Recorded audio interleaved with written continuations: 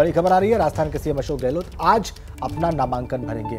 थोड़ी देर बाद नामांकन करेंगे मुख्यमंत्री गहलोत। सरदारपुरा विधानसभा सीट से चुनाव मैदान में है और कांग्रेस के राष्ट्रीय अध्यक्ष मल्लिकार्जुन खड़गे इस दौरान वहां पर मौजूद रहेंगे। ये देखिए तस्वीर आपको हम दिखा रहे हैं। नामांकन से पहले गहलोत अपनी बहन के घर पर पहुंचे हैं, जहां परिवार के बाकी लोग भी मौजूद हैं। ये तस्वीरें वहीं की आपके टेलीविजन स्क्रीन पर है, जहां वो अपनी बहन और परिवार के बाकी सदस्यों से मिल रहे हैं। थोड़ी ही देर के बाद नॉमिनेशन दाखिल करेंगे, लेकिन उससे पहले वो अपनी बहन से मुलाकात करने के लिए पहुंचे और परिवार के और भी लोगों की मौजूदगी यहां पर है। ये एक्सक्लूसिव तस्वीर आपको हम दिखा रहे हैं। राजस्थान विधानसभा चुनाव के लिए सभी राजनीतिक दल जोर शोर से लगे हुए हैं। कांग्रेस, बीजेपी समेत अन्य सभी पार्टियां समीकरणों को साधने में जुटी हैं और 25 नवंबर को होने वाले इस मतदान के लिए 6 नवंबर को यानी कि आज जो है नॉमिनेशन का आखिरी दिन है। राजस्थान के सीएम अशोक गहलोत सरदारपुरा सीट से अपना नॉमिनेशन आज दाखिल करेंगे। कुछ ही देर के बाद ये तस्वीरें आपको हम दिखा रहे हैं। अपनी बहन से मुलाकात के लिए सीएम अशोक गहलोत पहुंचे और वहीं पर मौजूद हैं हमारे सहयोगी जैनेंद्र। आइए उनका रुख करते हैं और उनसे जानते हैं कि उनकी नज़रों के सामने क्या घटा। हमने देखा जैनेंद्र और हमारे दर्शक भी तस्वीरों में देख रहे हैं, एक्सक्लूसिव तस्वीरें हैं। रक्षा सूत्र मुख्यमंत्री अशोक गहलोत के दाहिनी हाथ की कलाई पर बांधा जा रहा है। और क्या हुआ वहां पे, क्या खास देखा आपने? बिल्कुल, अब से कुछ देर में अशोक गहलोत नामांकन दाखिल करेंगे। लगातार 25 सालों से वो सरदारपुरा सीट का प्रतिनिधित्व कर रहे हैं राजस्थान विधानसभा में और 3 टर्म मुख्यमंत्री रह चुके हैं। आज एक बार फिर वो छठी बार लगातार हम कहें तो, हालांकि सरदारपुरा से वो 77 में भी चुनाव लड़ चुके हैं, एक बार फिर वो नामांकन दाखिल करेंगे सरदारपुरा सीट से। और उससे पहले वो अपनी बड़ी बहन के यहां पर पहुंचे हुए हैं आशीर्वाद लेने के लिए। बड़ी बहन से आशीर्वाद लिया अशोक गहलोत ने और बहन ने उनका तिलक किया। इसके अलावा रक्षा सूत्र बांधा। माता पिता की तस्वीर पर अशोक गहलोत ने पुष्प अर्पित किए और पूरा परिवार, गहलोत साहब की पत्नी, उनके बेटे, उनकी बेटी और बेटे बेटियों का परिवार, सब लोग यहां पर मौजूद हैं और सबके साथ में अशोक गहलोत फिलहाल अंदर मौजूद हैं, बातचीत कर रहे हैं अपनी बड़ी बहन से और इसके अलावा परिवार के बाकी सब लोग। बड़ी दिलचस्प तस्वीरें थी जब काफी बुजुर्ग हैं बड़ी बहन अशोक गहलोत जी की, उन्होंने गहलोत साहब को चंदन किया, टीका किया और गहलोत जी ने उन्हें एक लिफाफा दिया। और ये जो एक तरीके से हम कहें तो भाई बहनों के बीच का जो स्नेह है वो भी नजर आया। आज अशोक गहलोत के लिए एक बड़ा अहम दिन है और ये चुनाव उनके लिए बेहद अहम है। वो नामांकन दाखिल करेंगे आज सरदारपुरा सीट से। यहाँ से वो लगातार 5 बार चुनाव जीत चुके हैं, 25 सालों से यहाँ पर विधायक हैं। हालांकि असली चुनौती उनके सामने सरदारपुरा की नहीं, उनके सामने असली चुनौती एक बार फिर सरकार वापस लाने की है राजस्थान में, जहां पर की सिलसिला रहा है कि हर 5 साल पर सरकार बदल जाती है। क्या इस बार वो सिलसिला टूटेगा, इस बार वो रिवाज टूटेगा और क्या अशोक गहलोत का राज जो है वो बरकरार रहेगा, ये वक्त बताएगा। लेकिन फिलहाल राजस्थान में आज नामांकन का आखिरी दिन है और आखिरी दिन मुख्यमंत्री अशोक गहलोत जोधपुर की सरदारपुरा सीट, जो उनकी पारंपरिक सीट है, वहां से नामांकन दाखिल करने वाले हैं और इसके बाद नामांकन के बाद फाइल करेंगे जैनेंद्र। और ये काफी हाई प्रोफाइल सीट भी है। महेंद्र सिंह राठौर जो है वो बीजेपी की तरफ से टक्कर देंगे सीएम अशोक गहलोत को। कौन कौन वहां पर उनके नॉमिनेशन के दौरान मौजूद रहेंगे? खबर है कि मल्लिकार्जुन खड़गे भी वहां पर होंगे जैनेंद्र, उनके अलावा और कौन? बिल्कुल मल्लिकार्जुन खड़गे जोधपुर पहुंच रहे हैं। हालांकि नामांकन के वक्त में वो अशोक गहलोत के साथ नहीं रहेंगे। अशोक गहलोत अब से कुछ देर में जाकर के नामांकन दाखिल करेंगे और रैली जो है वो उसके कुछ वक्त बाद तकरीबन 2 बजे के आसपास यहां पर उमेद सिंह स्टेडियम है, वहां पर कांग्रेस अध्यक्ष मल्लिकार्जुन खड़गे और मुख्यमंत्री अशोक गहलोत रैली को संबोधित करेंगे। मल्लिकार्जुन खड़गे का जोधपुर आना नामांकन के दिन अशोक गहलोत के एक बड़ा संदेश देने की कोशिश है कि कहीं ना कहीं हाईकमांड, जो पार्टी हाईकमांड है, उनका विश्वास अशोक गहलोत के साथ है और अशोक गहलोत के साथ पार्टी लीडरशिप खड़ी हुई है, कहीं ना कहीं ये मैसेज देने के लिए और साथ ही जोधपुर से पूरे राजस्थान को साधने की कोशिश के लिए मल्लिकार्जुन खड़गे यहां पर आ रहे हैं। तो अब से कुछ देर में फिलहाल जैसा मैंने आपको बताया, अशोक गहलोत अपनी बहन के यहां है और यहां पर परिजनों से मिलने के बाद वो कलेक्टेरिएट परिसर जाएंगे, जहां पर की नामांकन दाखिल करेंगे और इसके बाद मल्लिकार्जुन खड़गे पहुंचेंगे जोधपुर और 2 बजे के आसपास जोधपुर में खड़गे और गहलोत रैली को संबोधित करेंगे। आज राजस्थान में नामांकन का आखिरी दिन है। जी, ये तो घर के भीतर की तस्वीरें आपने दिखाई जैनेंद्र। हमने देखा परिजनों से मिल रहे हैं, उनकी बड़ी बहन वहां पर हैं, उनका तिलक किया गया, वहां पर हाथ पे रक्षा सूत्र बांधा गया। हमारे सहयोगी मनीष शर्मा भी इस वक्त हमारे साथ जुड़ चुके हैं। मनीष, नामांकन की बात हो रही है, अब बस थोड़ी देर में मुख्यमंत्री अशोक गहलोत अपना नामांकन दाखिल करेंगे और लंबे समय तक वहां पर प्रतिनिधित्व किया है। जैनेंद्र के पास वापस चलते हैं। मनीष का रुख करेंगे, लेकिन उससे पहले जैनेंद्र का रुख कर लेते हैं। सुनिए ले रहे हैं। क्या बहन जीत गए आशीर्वाद देंगी और क्या, और जनता का आशीर्वाद बचपन से ही ले रहे हैं। देखो अब जो माहौल है यहाँ पर, माहौल अपना एक मैसेज है पूरे सरदारपुरा कॉन्स्टिट्यूंसी, जोधपुर जिला, प्रदेशवासियों के लिए बहुत शानदार माहौल है पूरे प्रदेश के अंदर। आपका लक्ष्य था मिशन 156, उसके कितने नजदीक आप फिलहाल आपको देखिए टिकट वितरण हो गए हैं, कैंपेन शुरू हो रहे हैं, अब देखेंगे कि हम बढ़ते जाएंगे मिशन की तरफ बढ़ते जाएंगे। अशोक गहलोत कॉन्फिडेंस व्यक्त कर रहे हैं माहौल के मद्देनजर कि चाहे वो सरदारपुरा हो या फिर पूरा राजस्थान, एक बार फिर वापसी होगी। गाड़ी में अशोक गहलोत बैठने से पहले उन्होंने खास बात की है और अब से कुछ देर पहले उन्होंने अपनी बड़ी बहन का आशीर्वाद लिया। हमने पूछा कि दीदी ने क्या आशीर्वाद दिया, उन्होंने कहा कि उन्होंने जीत का आशीर्वाद दिया। हालांकि क्या राजस्थान की जनता का आशीर्वाद उन्हें मिलेगा, ये देखने वाली बात होगी। बिल्कुल जैनेंद्र, ये देखने वाली बात होगी, लेकिन वो विश्वस्त है बिल्कुल कि जनता का आशीर्वाद अब तक उन्हें मिलता रहा है और आगे भी मिलेगा। लेकिन बड़ी बहन का आशीर्वाद जब वो लेने पहुंचे तो ये दृश्य था और यहां से वो रवाना हुए हैं अपना नॉमिनेशन फाइल करने के लिए कलेक्ट्रेट परिसर में। अभी कुछ मिनट पहले, कुछ क्षणों पहले ये तस्वीर थी और ये उनकी बड़ी बहन का घर। राजस्थान के मुख्यमंत्री अशोक गहलोत कुछ ही देर के बाद नामांकन भरते हुए आपको दिखाई देंगे। थोड़ी देर के बाद नामांकन करने के लिए वो पहुंचेंगे। मनीष शर्मा हमारे साथी जुड़े हुए हैं जयपुर से, सीधे उन्हीं का रुख कर लेते हैं। मनीष, आज तो नॉमिनेशन का आखिरी दिन है, सीएम अशोक गहलोत भी नॉमिनेशन फाइल करने वाले हैं। इसके अलावा और क्या क्या डिटेल्स हैं, कौन कौन नॉमिनेशन फाइल करेगा? इस नॉमिनेशन के बाद जो रैली होगी सीएम अशोक गहलोत की, उसमें कौन कौन पहुंचने वाले हैं जोधपुर के सरदारपुरा सीट पर?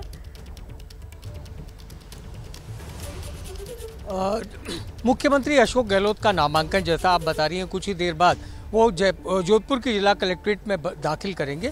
उसके बाद तकरीबन 1:30 से 2 बजे के बीच में एक बड़ी सभा होगी जिसमें कांग्रेस के राष्ट्रीय अध्यक्ष मल्लिकार्जुन खड़गे अशोक गहलोत के लिए वहां पर एक तरीके से प्रचार के लिए पहुंचेंगे। कुछ देर पहले कोटा उत्तर से राजस्थान के यूडीएच मंत्री हैं शांति धारीवाल, जिनका टिकट यानी एक दिन पहले, कुछ घंटों पहले अभी जारी हुआ था, उन्होंने अपना नामांकन भर दिया है। और जैसा आपने बताया, आज चूंकि राजस्थान में नामजदगी पर्चा दाखिल करने की आखिरी तारीख है, तो तमाम नेता आज दोपहर 3 बजे तक अपने नामांकन भर लेंगे। कुछ बागी भी हैं, चाहे वो बीजेपी के हों या कांग्रेस के हों, दोनों तरफ से अपने अपने नामांकन पत्र दाखिल कर रहे हैं। लेकिन तस्वीर साफ होगी उस दिन जब नामांकन वापसी की आखिरी तारीख होगी और तब ये साफ हो जाएगा कि कितने बागी मैदान में हैं जो अपनी ही पार्टी के प्रत्याशियों को नुकसान पहुंचाने वाले हैं। ऐसा भी हो सकता है कि कुछ लोगों के नामांकन पर्चे खारिज हो जाएं जांच में। तो ये तमाम वो बिंदु हैं जिनका खुलासा 11 नवंबर तक हो पाएगा, क्योंकि उसी दिन नामांकन भरने के बाद नाम वापस लेने की आखिरी तारीख होगी। राजस्थान में 25 नवंबर को चुनाव है और सभी 200 विधानसभा सीटों पर एक ही चरण में चुनाव होने जा रहा है। उसे देखते हुए लगता है कि राजस्थान में अब जो है तस्वीर धीरे धीरे साफ होती दिख रही है। आपने बिल्कुल ठीक कहा कि 11 नवंबर को जब नामांकन पत्रों के टूटने के बाद वापस लेने की बात होगी तो ही जाके बिल्कुल स्पष्ट हो पाएगा कि बगावत का असर किन दलों पर कितना है और उनकी राहें कितनी आसान रहने वाली है। एमपी में आज कई बड़ी चुनावी रैलियां होने वाली हैं। राजनाथ सिंह एमपी में 2 रैलियां आज के दिन करने वाले हैं। शिवराज सिंह चौहान की भी ताबड़तोड़ रैलियां होंगी। ज्योतिरादित्य सिंधिया भी 7 जगह प्रचार करते हुए आपको नजर आने वाले हैं। प्रियंका गांधी की मध्य प्रदेश में आज 2 रैलियां हैं। कांग्रेस के लिए प्रियंका 2 रैलियां करेंगी।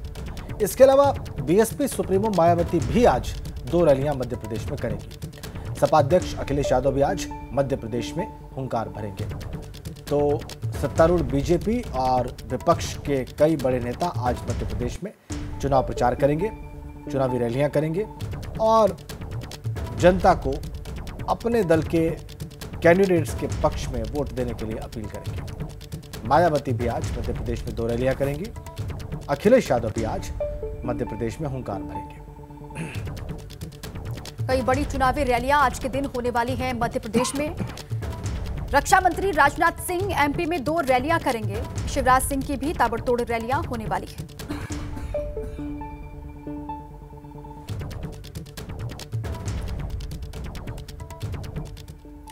मध्य प्रदेश में बीजेपी के सामने सत्ता में वापसी की बड़ी चुनौती है इस वक्त। वहीं कांग्रेस कह रही है कि इस बार तो हमारी सरकार बननी तय है। चुनाव मैदान में दावों के दंगल के बीच बीजेपी के महासचिव और विधानसभा चुनाव में उम्मीदवार कैलाश विजयवर्गीय ने एबीपी न्यूज से खास बातचीत की।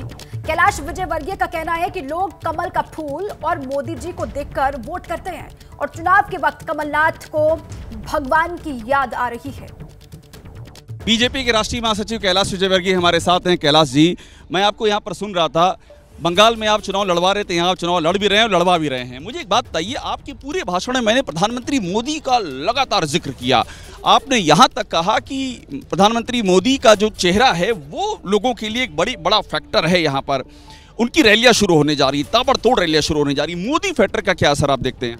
देखिए, मोदी जी के मन में है मध्य प्रदेश के मन में है मोदी जी, और इसलिए हमें बहुत गर्व है कि मोदी जैसा नेता हमारे पास है। और एक आइकॉन है वो यूथ के, हर वर्ग के लिए, चाहे यूथ हो, चाहे महिला हो, चाहे बुजुर्ग हो, क्योंकि जिस तरीके से उन्होंने देश को संभाला है, संवारा है और आगे बढ़ाया है और देश का सम्मान बढ़ाया, हर व्यक्ति चाहता मोदी जी के नेतृत्व में भारतीय जनता पार्टी जीते। ये आपने बड़ी बात की, मोदी जी के नेतृत्व में बीजेपी जीते।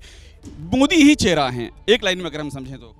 देखिए, भारतीय जनता पार्टी का कमल फूल और मोदी जी दोनों एक दूसरे के पर्यायवाची हैं, इसलिए भारतीय जनता पार्टी का कमल का फूल और मोदी जी, उनको देख के लोग वोट देते हैं। एक बात और, मैंने सुना आप ये कह रहे थे कि बब्बर शेर उनको आपने कहा मोदी जी को, अभी भाषण में मैंने कहा। राहुल गांधी के समर्थक तो उनको बब्बर शेर कहते हैं और वो कहते हैं कि राहुल गांधी जैसा कोई है ही नहीं, पूरा स्वीप करने जा रही है। राहुल गांधी ने तो गारंटी दे दी है। अब देखिए, राहुल गांधी जी बब्बर शेर होंगे, मुझे कांग्रेस के लोग जानते होंगे। मैंने देखा है कि कभी भी कोई सा भी चुनाव हुआ, काम किया और उसके बाद वो गोपनीय यात्रा पे जाते हैं। कहाँ जाते हैं मुझे पता नहीं, शिकार करने जाते हैं, कहाँ जाते हैं। बब्बर शेर तो शिकार करने जाता है, वो किसका शिकार करते हैं मुझे नहीं मालूम है। राहुल गांधी जी के बारे में कोई टिप्पणी नहीं करना चाहता। गोपनीय यात्रा की, किस गोपनीय यात्रा की आप बात कर रही हैं? थोड़ा सा रहस्यमय बात है जो आप बता रहे हैं और पूरा स्पष्ट नहीं कर रहे हैं। सारा देश जानता है कि राहुल जी छुट्टी मनाने जाते हैं और कहाँ जाते हैं किसी को पता नहीं रहता है। राम मंदिर का भी आपने जिक्र किया और आपने एक बड़ी बात ये कही कि जो राम मंदिर है, और मैंने सुन रहा था, आपने कहा कि सब आ जाएं वहां पर, और सोनिया आंटी का आपने जिक्र किया। तो ये राम मंदिर में सोनिया गांधी का जिक्र करने का जो प्रसंग है वो कहां से आ गया? मैं तो उनके कल्याण का सोचता हूँ हमेशा। भारतीय जनता पार्टी सर्वे भवन्तु सुखिनः सर्वे सन्तु निरामया। जिन लोगों ने पाप किया है, यदि उनको पाप धोना है तो राम जी की शरण में चले जाएं तो पाप धुल जाएंगे। इसलिए सोनिया गांधी ने कौन सा पाप किया है? देखिए, सरकार तो चलाई ना, 10 साल तक सुपर पीएम बनकर उन्होंने जिस प्रकार देश में घोटाले किए हैं, चाहे 2G हो, चाहे 3G हो, चाहे 4G हो, चाहे राहुल के जीजा जी हो जिन्होंने जमीन घोटाले किए हैं, वो सबके सामने है। आपने तो इनवाइट किया नहीं उनको प्राण प्रतिष्ठा समारोह में? वो ये कह भी रहे हैं कि भाई ये तो सबका प्रोग्राम है, आप एक ही पार्टी के लोगों को बुला रहे हैं। नहीं, राम जी सबके हैं। अगर ये माने तो, अगर आप हलफनामा देंगे कि राम नाम का कोई अस्तित्व नहीं, तो उनका खुद का आत्मसम्मान है, उनको कहेगा नहीं कि मैं जाऊं मंदिर में, क्योंकि उन्होंने कहा राम नाम का कोई व्यक्ति होता ही नहीं है, हनुमान जी थे ही नहीं। कमलनाथ जी तो हनुमान जी का इतना जिक्र करते हैं, वो कहा जाता है कि वो बहुत बड़े हिंदू का उन्होंने पूरा एक वो ले लिया है, हिंदुत्व, हार्डकोर हिंदुत्व कहा जा रहा है जो कमलनाथ जी ने यहाँ ले लिया है, और उसके बाद भी आप कह रहे हैं कि कोई उनके लिए वजूद नहीं। भाई, जब हलफनामा दिया कांग्रेस ने तो उस समय कमलनाथ जी कहाँ थे? उस समय उन्होंने विरोध क्यों नहीं किया?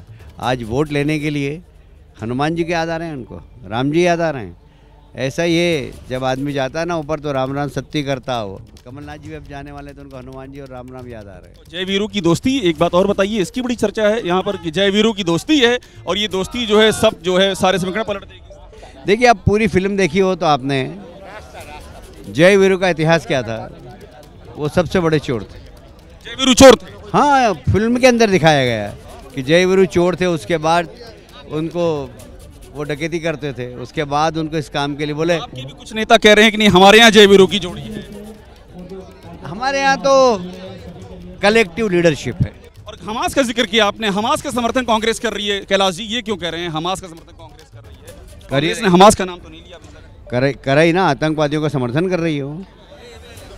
तो कैलाश विजयवर्गीय हैं, उनसे हमने बात की और वो सीधे ये कह रहे हैं कि प्रधानमंत्री मोदी का जो चेहरा है वो एक बहुत ही महत्वपूर्ण चेहरा है। कांग्रेस हमास का समर्थन कर रही है और ये भी कहा है कि जिनको पाप धोना हो वो आ जाएं राम मंदिर के दर्शन करने के लिए। लगातार चुनाव प्रचार कर रहे हैं और ये चुनाव लगातार गर्माता जा रहा है। कर्नल मनोज त्रिपाठी के साथ अभिषेक उपाध्याय, एबीपी न्यूज़। बीजेपी अपनी जीत का दावा कर रही है, वहीं कांग्रेस का दावा है कि इस बार मध्य प्रदेश में कांग्रेस 150 से ज्यादा सीटें जीतेगी। बीजेपी डरी हुई है और इसलिए सांसदों को चुनाव लड़ा रही है। एमपी में कांग्रेस ने जीत का दावा किया। कांग्रेस को 150 से ज्यादा सीट अरुण यादव ये कहते हुए दिखाई दे रहे हैं। उन्होंने कहा कि कांग्रेस को सीटें मिलेंगी और कांग्रेस की जीत की जो बयान बह रही है एमपी में, उससे बीजेपी घबराई हुई है। अरुण यादव ने ये बात कही। मध्य प्रदेश चुनाव में जहां कांग्रेस ने एक और कमलनाथ दिग्विजय सिंह के चेहरे पर अपना पूरा दमखम झोंक रखा है, वहीं पार्टी के एक और बड़ा चेहरा, पार्टी के वरिष्ठ नेता, former union minister, Madhya Pradesh Congress के पूर्व अध्यक्ष अरुण यादव भी लगातार कैंपेन कर रहे हैं। हमारे साथ अरुण यादव साहब भोपाल में। सर बहुत बहुत शुक्रिया हमसे बात करने के लिए। क्या उम्मीद है आपको? सर बीजेपी वाले कह रहे हैं 2003 का आंकड़ा इस बार दोहराने वाले हैं, 170 प्लस। भाजपा के खिलाफ जबरदस्त एंटी इनकम्बेंसी है और मुझे लगता है कि हम पूर्ण बहुमत से जीतेंगे और 2/3 बहुमत से मध्य प्रदेश सरकार हमारी आएगी। मुझे तो पूर्ण विश्वास है कि मैंने तो मिशन 150 लिया है और दिल्ली में भी हमने कहा कि मिशन 150 पे हम लोग काम कर रहे हैं। मैं ये आपसे पूछने वाला था, मतलब अरुण यादव 150 का आंकड़ा। बिल्कुल। बताइए, शिवराज सिंह चौहान इतने साल तक यहाँ पर मुख्यमंत्री रहे, उनकी योजनाओं की दिल्ली तक चर्चा होती है। आपको नहीं लगता कि हो सकता है आप लोग मिसकैलकुलेट कर रहे हो और शिवराज सिंह चौहान के काम का? योजना तो हमने बनाई आशीष जी, ये लाडली बहना की स्कीम कौन लाए थे? हम लोग लेकर आए थे। भाजपा ने, शिवराज ने तो कॉपी पेस्ट किया है चीज़ों को। इतने सालों से समझा, फिर क्यों नहीं पाए आप लोगों को? इस बार क्यों समझा पाएंगे? भाई 18 में तो समझाया ना, तब ना सरकार आई थी। चली भी तो गई थी।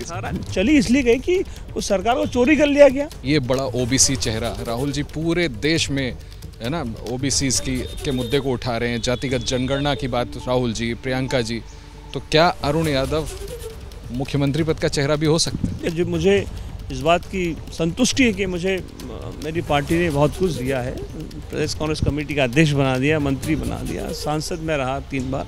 जो दिल्ली तय करेगी उसको मान्य करेंगे। हाल फिलहाल तो मध्य प्रदेश में कमलनाथ जी के नेतृत्व में सरकार 2023 में बनाएगी। नहीं, जो दिल्ली अगर तय करे आपको, तो फिर दिल्ली को तय करना है, ये तो दिल्ली तय करती है।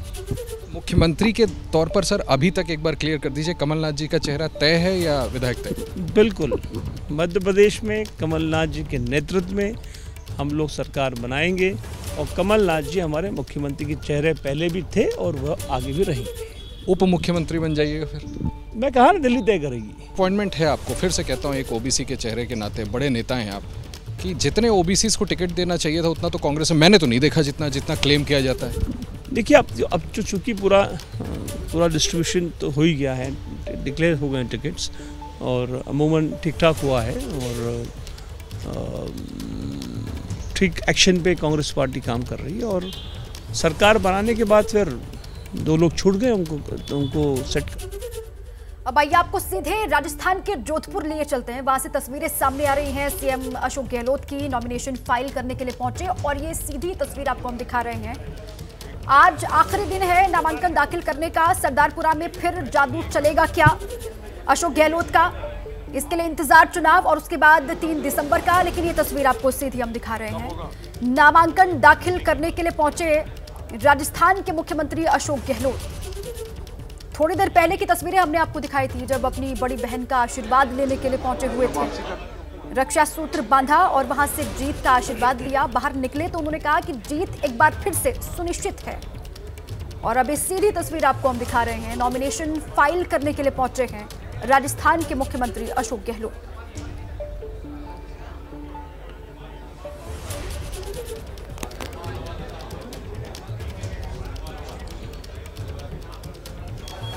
रिटर्निंग ऑफिसर जो होते हैं, इसके अलावा भी वहाँ पर जो अधिकारी बैठे हैं सामने, नॉमिनेशन पेपर्स को एक बार फिर से देखा जा रहा है वहाँ पर दाखिल करने से पहले। और सरदारपुरा सीट का फिर से एक बार प्रतिनिधित्व करना चाहते हैं विधानसभा में अशोक गहलोत, इसलिए पर्चा दाखिल करते हुए अपना मुख्यमंत्री अशोक गहलोत, लंबे समय तक उन्होंने इस सीट को रिप्रेजेंट किया राजस्थान की विधानसभा में और फिर से एक बार प्रत्याशी वहीं से कांग्रेस के प्रत्याशी नामांकन अपना दाखिल करते हुए। तो ये महत्वपूर्ण तस्वीरें राजस्थान के चुनाव से जुड़ी हुई। अशोक गहलोत बिल्कुल विश्वस्त हैं कि उनका दल इस बार जो सत्ता परिवर्तन का हर 5 साल में रिवाज रहा है उसको तोड़ देगा और सत्ता में वापसी करेगा।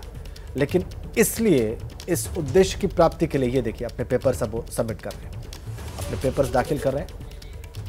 हमारे सहयोगी जैनेंद्र कुमार वहीं पर मौजूद हैं, वो फोन लाइन पर जुड़े हुए हैं। जैनेंद्र, जो कुछ आप देख रहे हैं बयान करें।